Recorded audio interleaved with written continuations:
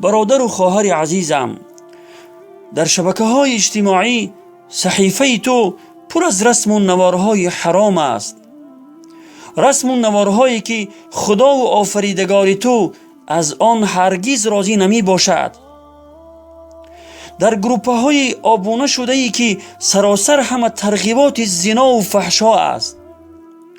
با کلاس یا لایک ماندنت رسم و نوارهای حرام پهن می کنی و یا به یگان راه دیگر به دوستانت می فرستی.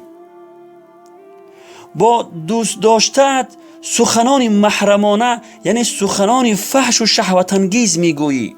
سبحان الله، از خداوند شر نمی داری که در همه حال تو را نظارت می کند و از حال تو خبردار است؟ مبادا مرگ به سراغ تو بیاید در حالی که هنوز از این همه گناهان توبه نکرده باشی. العیاذ بالله. آیا این را میدانی که این همه گناهانی که انجام میدهی بعد از مرگت هم گناه آن در نامه اعمالت ثبت می شود؟ به این سخن پروردگارت خوب گوش انداز که چی می فرماید. خداوند در آیه 12 سوره یاسین می فرماید: استعیذ بالله انا نحن نحیی الموتى و نکتب ما قدموا و آثارهم و کل شیء احصیناه فی امام مبین.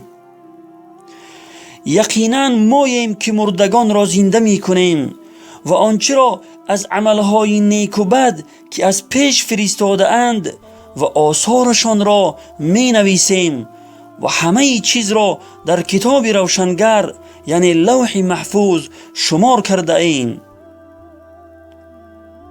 یعنی هر یک عمل نیک و بد آنها را که پیش از مرگ انجام داده اند و آثار عملهای نیک و بد آنها را نیز که بعد از مرگ بجا گذاشته اند یعنی پس از خود گذاشته رفته اند می نویسیم و جزا و پاداش آن را البته می دهیم. پس بهوش باش که آثار آن چیزهای حرامی که پهن می کنی بعد از مرگت هم باقی می ماند و در نامه اعمالت گناه ثبت می شود. العیاذ بالله. پیش از آن که مرگ به سراغت بیاید و یا عذاب خداوند در همین دنیا دامنگیرت شود، از این همه گناهان توبه نصوح و صادقانه کن و به سوی خداوند بازگرد. خداوند همه ما را از تمام گناهان پنهانی و آشکارا توفیق توبه نصوح و صادقانه نصیب و روزی بفرماید و در دنیا و آخرت کامیاب و رستگار بگرداند. آمین یا رب العالمین. و السلام علی من اتبع الهدى.